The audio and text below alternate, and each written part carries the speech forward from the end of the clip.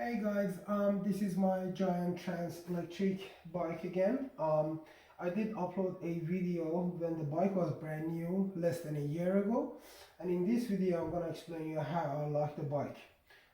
Overall, I love the bike. Nothing wrong with it. Battery range, motor reaction, how it shifts the gears, especially when you're going uphill on full boost. It's perfect. Brakes, everything is perfect and nice.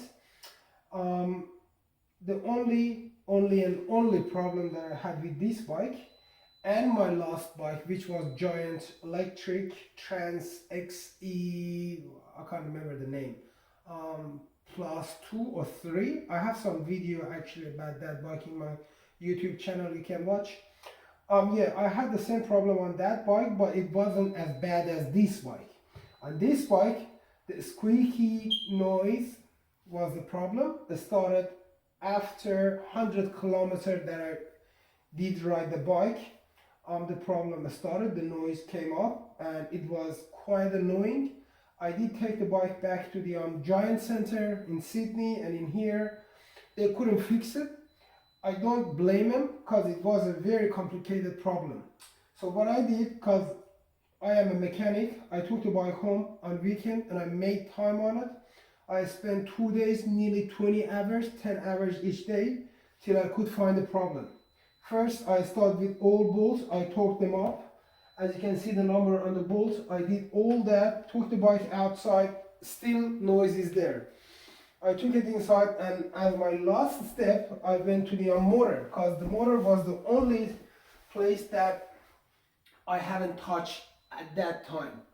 So I opened the motor, and then I found a problem.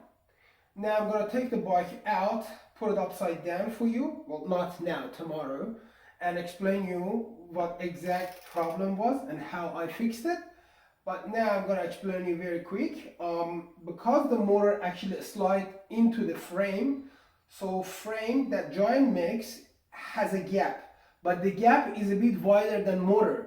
So when they put the Yamaha motor in, the motor doesn't fill up the gap. There is still a bit of a clearance between motor and the gap on both sides. So what I did, I actually brought some washers from hardware shop, and then I put them on a half a meter of sandpaper, and then move them up forward, back and forth. Probably take me 4 or 5 hours each washer to get to that thickness that I need. So I put one washer at the front and one at the back, because as you know, the new Yamaha motor only has 4 bolts, 2 at the front on same spot, 2 at the back. So I add the washer, filled up the gap, and then put the bolts back on, tied them, and perfect. And I fixed the problem.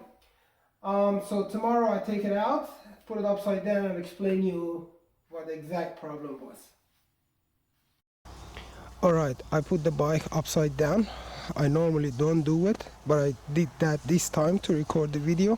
I opened the covers around the motor, so it actually makes me able to explain the problem better. So I'm trying to zoom in and focus. As you can see, there is a bolt. This bolt goes through the frame and the motor, and there is another bolt goes from this side. So you have one double bolt on the back and one in front of the motor, which is here, this one, and of course another one is from the other side. So what they did, the motor actually slide into the frame, but the problem is the frame is a bit wider than the motor, and the Giant put a spacer to fill up the gap, but it's not enough. It's not actually thick enough to fill up the gap. So what I did, I went to the hardware to buy shim or spacer to fill up that gap, but they don't have that skinny washer or skinny shim. So what I did, I bought some high tensile flat washer, and then I put them on the sandpaper, shake them. Probably took me half an hour to get that thickness. So I'm trying to zoom in. As you can see,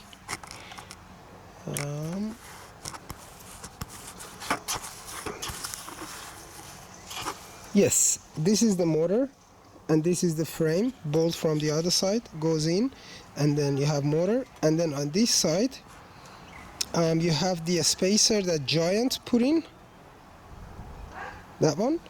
And also after a spacer there is a gap which I filled it up with a washer, but the washer that I add, it's a bit tiny, so you barely can see it right there. Actually between the spacer and the frame. So from this hole, if you go to the right side, you will see the gap, and my washer tiny is in there, that one. So I added that washer.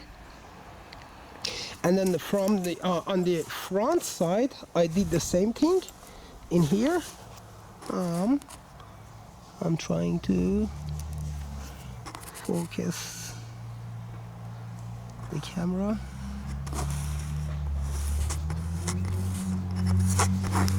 Yes, that one. You see the spacer? And then between the spacer and the frame, I add here. You can see better. This is the spacer that Giant added, and this is the frame, but there is a gap between the spacer and the frame which I filled it up with a washer, but I'm not sure if you can see the washer. Yeah, I can see it a bit hard, but yeah, it's in there. So I filled up that gap, and yeah, put the bolt back on, one in here and one on the other side, and then tie them up. This is the spacer. Yes, I have light now, you can see better. Yeah, that's the spacer.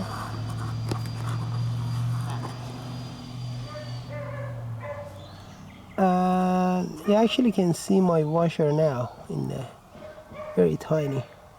It's actually hard and takes time. You have to take your time and no rush, and spend a couple of hours on it. But because you're watching this video, it actually takes you way shorter than me. So I prefer, I suggest you to do that and get rid of that noise if you have it. So in my case, yes, I had that noise and it actually was bothering me, so I just fixed it. Hope this video helped you and you like it. All right, thank you.